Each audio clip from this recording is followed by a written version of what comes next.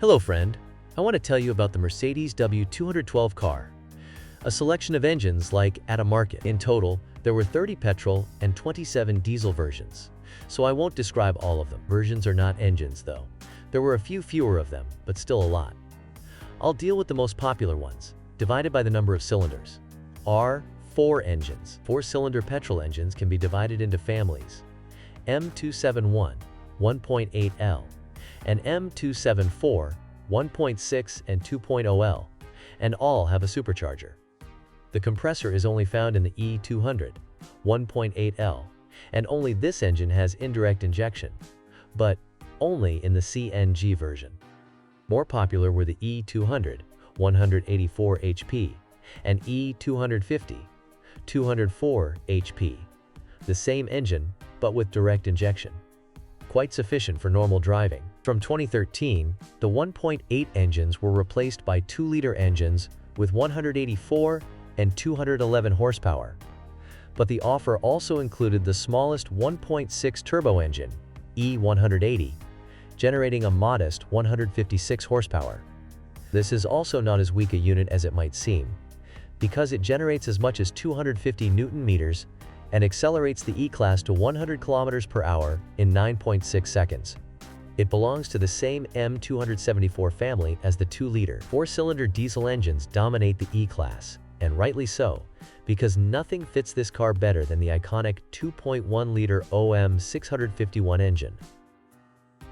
It was available in 4 power versions, powering 14 versions of the model, including the E300 Hybrid. Different designations were used for diesel engines: CDI, BlueTech, and D. Only the weakest 136 HP version, E200 CDI, has a single turbocharger, while the remaining 163, 170, and 204 HP work in a twin turbo system, E220 and 250 CDI. All variants are equipped with a DPF filter. There is no such significant division into years, because the design is the same throughout the production period, with slight modifications to adapt it to the Euro 6 standard SCR system.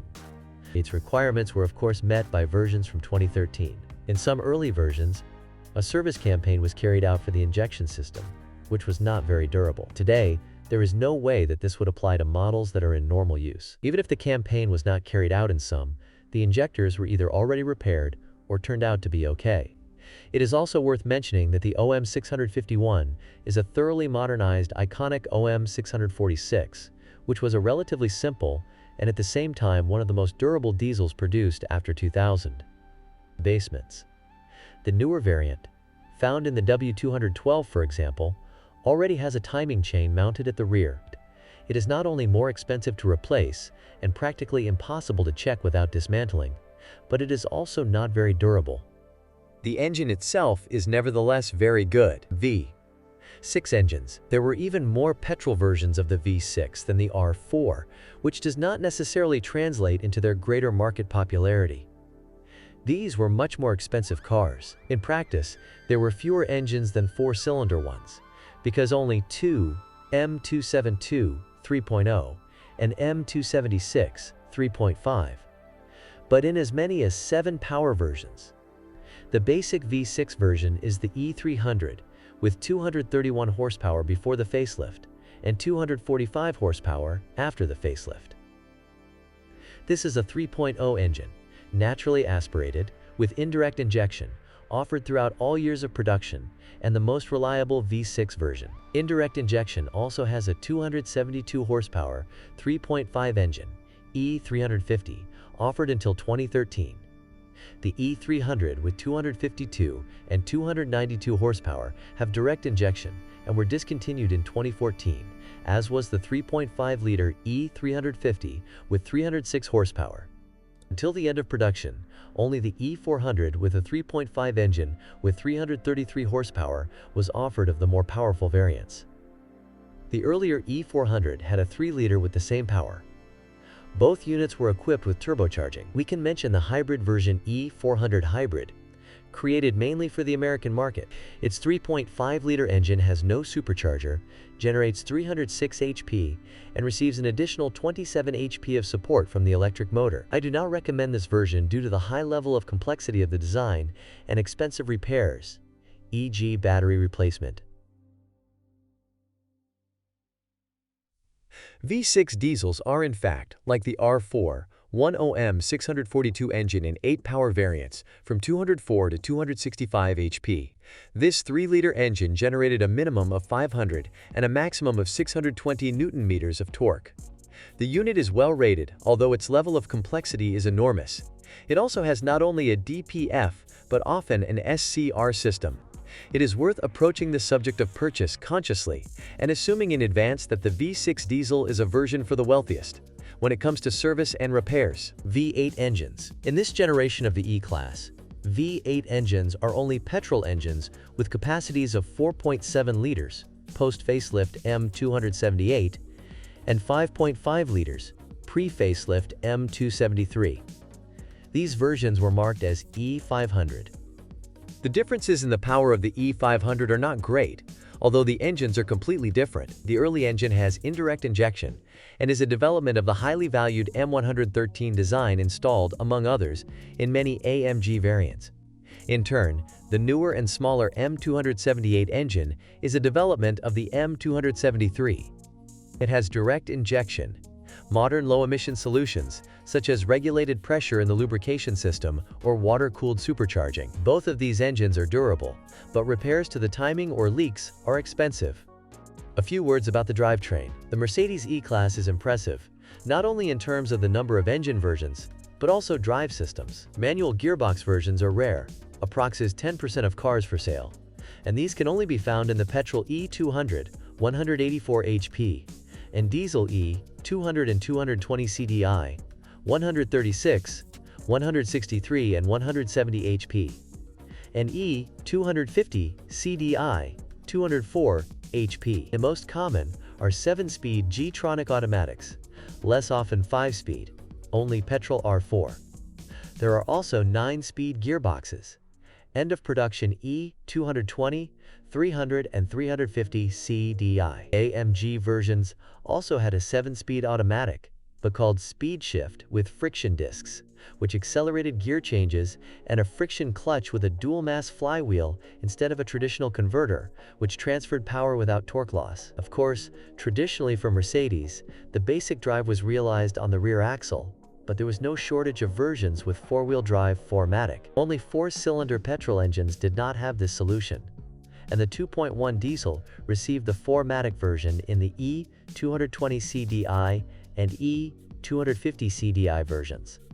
We rarely come across a combination of a V6 diesel with 4MATIC than a V6 petrol. 4MATIC is a classic drive system with a central differential and a transfer case that transfers torque to the front axle via a shaft. The mechanism is asymmetrical, so the torque distribution is 45% to the front and 55% to the rear axle. Additionally, it is gently blocked by a multi-plate clutch. Hooked. This is a very durable system that only requires oil service. Similar to gearboxes, although automatics combined with engines with a torque of over 500 Newton-meters do not withstand large mileages during hard driving. However, controllers break down most often, mechanical damage occurs less often. Which engine to choose? When it comes to relatively cheap maintenance, you should consider primarily 4-cylinder petrol engines, especially 1.8, E200, and E250. They have enough power for regular driving, and the E250 variant even has good performance. Despite direct injection, they can be gassed if necessary. You should be more careful with diesels, even the highly regarded 2.1. They are great, but expensive to repair. Much more expensive than petrols, so saving on fuel won't necessarily pay off in the long run. On the other hand, it all depends on how long you buy the car for. This model is worth keeping for a good few years, but then, in order not to be surprised, you should check the timing belt, and ideally replace it. As for the V6 versions, it won't be cheap. If you're counting on a short adventure with the car, you can take a risk, especially a petrol, with a documented repair history. Both engines are good, but they can surprise you with a bill from the garage for as much as $1,300. minus 2,500. Diesels too. View 2 that. V8 units are of course the most interesting, but cars also cost a lot, so either you want them and buy them, or you don't. There's no point in speculating whether it's better to choose V6 or V8, because if you can afford V8, then V6 doesn't make sense. What breaks down, and what are the maintenance costs of an E Class W212? The car is very durable and quite reliable in this respect.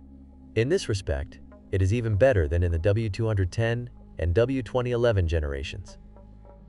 However, it should be remembered that we are dealing with a very modern car, which requires a service computer for almost every repair, and some parts, such as suspension, are expensive and cannot be regenerated.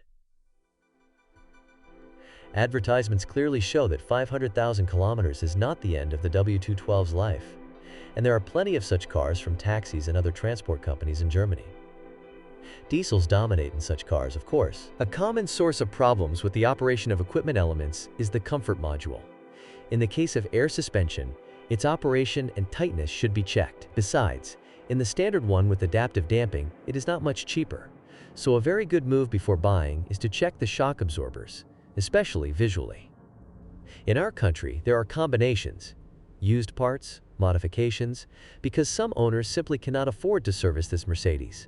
You need to be aware that any service work, whether it is the suspension or the brake system, replacement of bearings, seals, etc., is always an expense of at least about $250.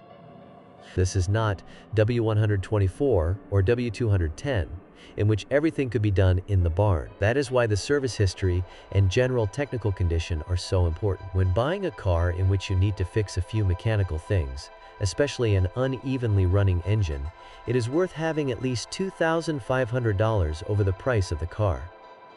Is it worth buying a Mercedes E Class W212? This is one of the best and most durable modern Mercedes, created with the driver and passengers in mind.